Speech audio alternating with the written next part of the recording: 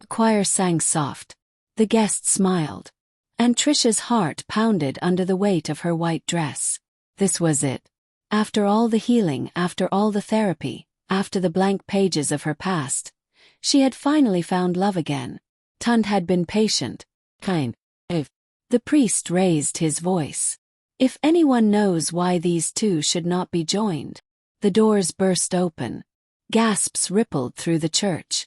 A man, dusty shirt, rough beard, eyes wild with emotion, stepped inside. "Stop," he shouted. "That's my wife." The room froze. Trisha's bouquet slipped from her fingers. Who is that?" she whispered. The man walked forward slowly, like the world was crumbling with each step.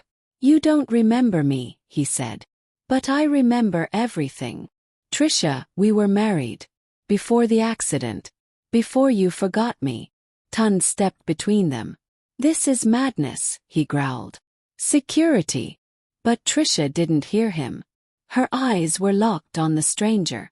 Because somewhere, deep in her chest, flicker stirred. Memory.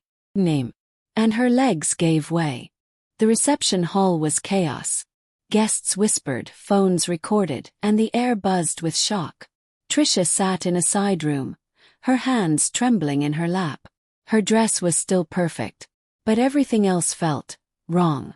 Across from her stood the man who'd called her his wife. "Daniel. You were mine first, Trisha," he said quietly. "Before the ring on your finger. Before Tund. Before the world convinced you to forget me." She blinked hard. "I don't remember you." His eyes didn't flinch. "I know." He reached into his pocket and pulled out a wrinkled photo. Two people at a beach. Laughing. Wet clothes. Her face younger, freer. It was her. Her heart skipped. "That day you dared me to jump into the ocean. I was scared of water. But you said, 'If you love me, you'll swim to me.' So I did." She stared at the photo, her breath shallow. The image felt like a dream trying to wake her up. "You were in a crash," he continued. "A week after our wedding. I held your hand in the hospital every single day. Then your mother came. She said you'd do better if you started over. She sent you away." Trisha's chest tightened. Her mother. The woman who had always told her not to dwell on the past. Who'd never shown her pictures before the accident. "Why didn't you come for me?" she asked. Daniel's voice cracked. "I tried. For months. But by the time I found you, you were already with him." Silence. Trisha stood slowly, walking to the mirror. She barely recognized the woman in white staring back. A woman who had been loved, who had been lost, and who was now being pulled in two directions, by the life she built, and the one she forgot. Behind her, Daniel whispered, "I didn't come here to ruin your day, Trisha. I came to remind you who you were. Before the world made you forget." Her voice was barely audible. "What if I don't want to remember?" He looked at her reflection. "Then I'll fall in love with you all over again." Trisha sat cross-legged on her bedroom floor. Her wedding dress crumpled beside her like a discarded dream. The sun had set, but she hadn't turned on the light. Her fingers dug through old jewelry boxes, drawers, bags, searching for something she didn't even know existed, until now. The ring. And then she found it. Tucked into the lining of her old handbag, the one she hadn't used since before the accident. A slim gold band, simple, but engraved inside with 5 haunting words. "Forever, D&D, January 3rd, 20. Her hands trembled. January 3rd, 20. That date was blank in her memory, like a foggy glass with no reflection. She clutched the ring tightly and stormed into the living room where her mother sat, sipping tea like the world hadn't shifted. "Mummy," Trisha said, holding out the band. "What is this?" Her mother froze, then sighed. "You weren't supposed to find that." Trisha's voice cracked. "So it's true." "Yes," her mother whispered. "You were married. But after the crash, you didn't remember. You were scared. You begged me not to tell you. Said you wanted a new life. And when I saw how calm you were with Tund, I let it stay buried." Trisha stepped back like she'd been slapped. You watched me plan a whole wedding and you said nothing? I did it to protect you, her mother said firmly. Daniel was not safe. He brought chaos. You needed peace. You stole my memories. Trisha snapped. You chose peace over the truth. Tears filled her eyes. Her mother didn't respond, just looked tired. Well, Trisha turned and walked out. Outside, the night breeze brushed her cheeks, cooling the heat behind her eyes. She stared at the ring. One ring, two lives.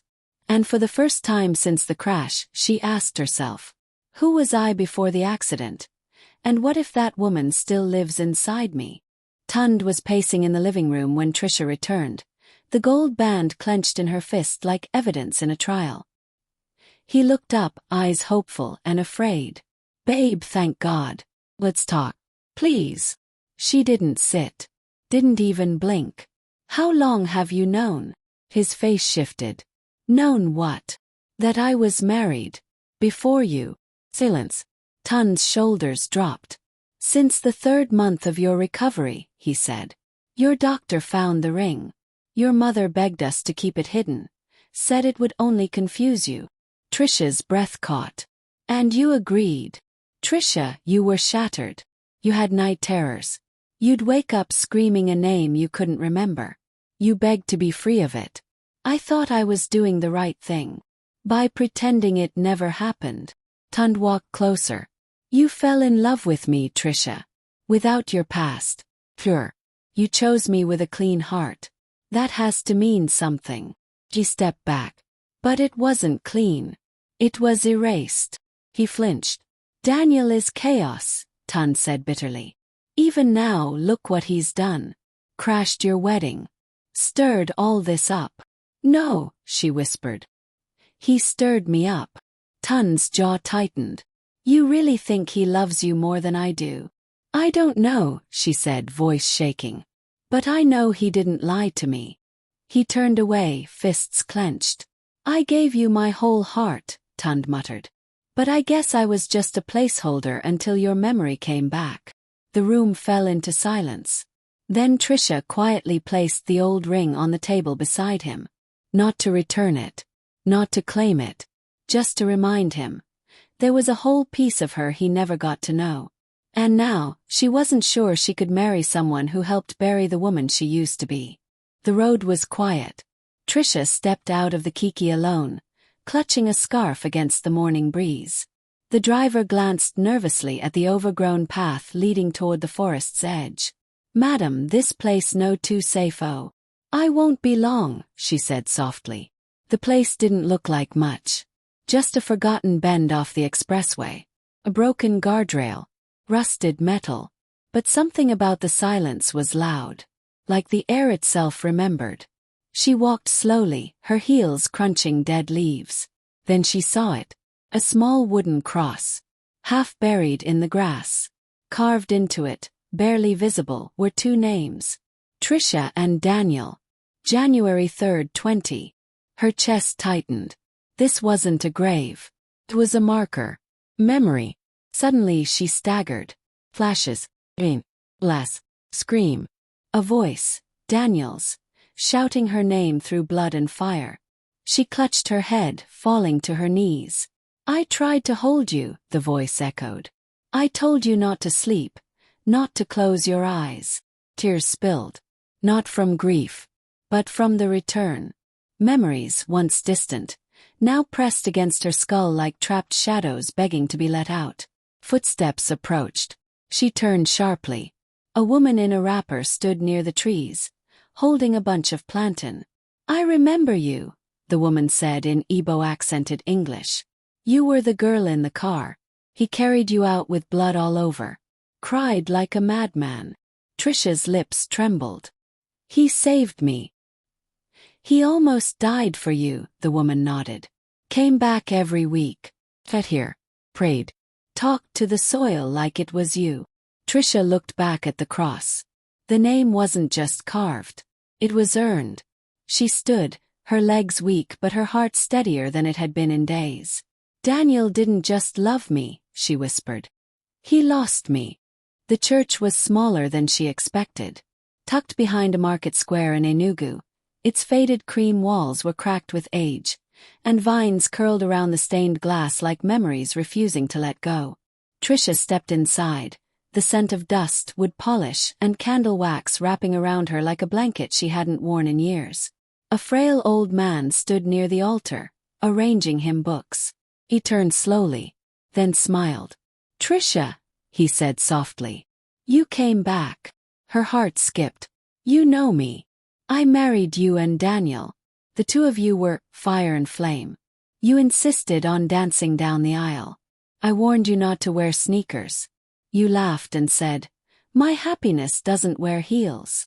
A tear slid down her cheek. He motioned for her to sit. "Why does everyone act like remembering him will kill me?" she asked. The pastor's expression darkened. "Because memory is like fire. Can warm or burn. Some things stay buried because digging them up may destroy what you've become." He stood and walked to a wooden drawer behind the altar, pulling out a small leather-bound book wrapped in lace.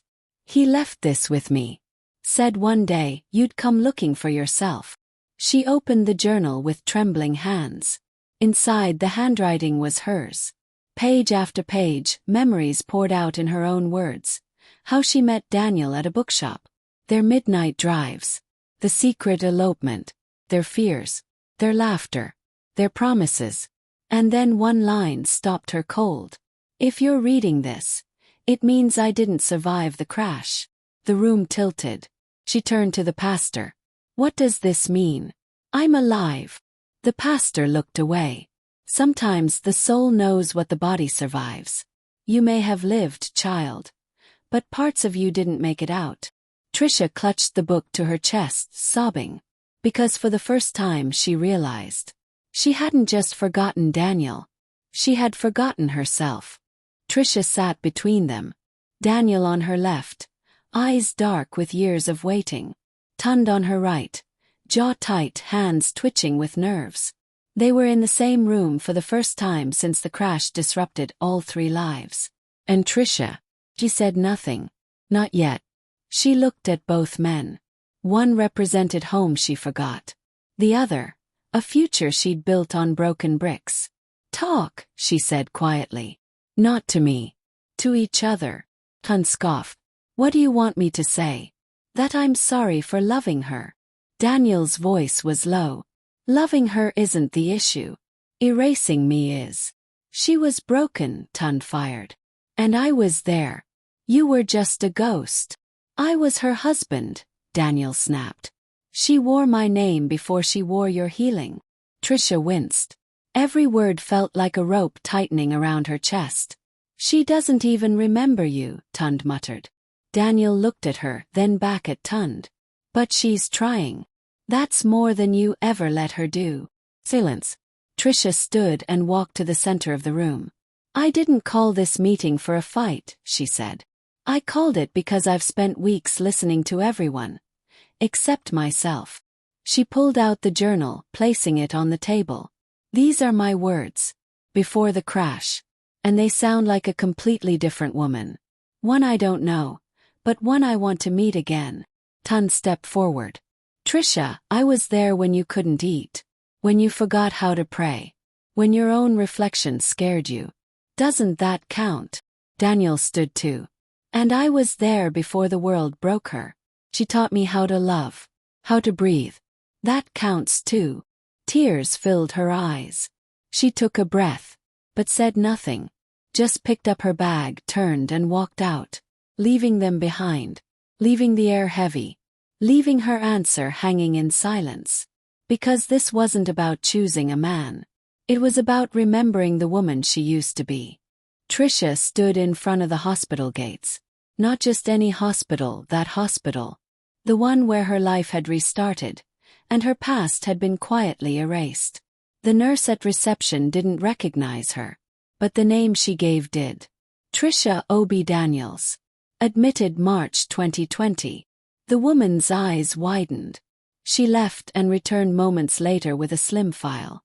"You're lucky," the nurse said. "One of our matrons from that time is still around. You can speak with her."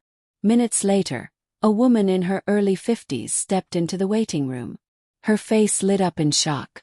"Ah, it's you. You know me?" Trisha asked. "I bathed you when you couldn't lift your hands. I wiped your tears when your mother told you the man in the photo was gone." Trisha clutched her chest. "She told me Daniel died." The nurse nodded slowly. "You screamed, begged to forget everything. So she gave us permission to remove anything that would trigger you. Photos, rings, records. She said you'd heal better without the weight of loss." Trisha sat down. The room spun. "Oh. I erased myself." The nurse's voice softened. "No, you survived. But sometimes surviving means letting go of the parts of you that couldn't." She handed Trisha an envelope, unsealed, yellowing with age. Inside was a form. Daniel's signature, authorizing her mother to be her sole legal guardian. At the bottom, scribbled in the margins, were 5 shaky words. "If she forgets me, let her heal." Tears blurred her vision. Daniel didn't abandon her. He let her go, so she could live. And now, she was breathing.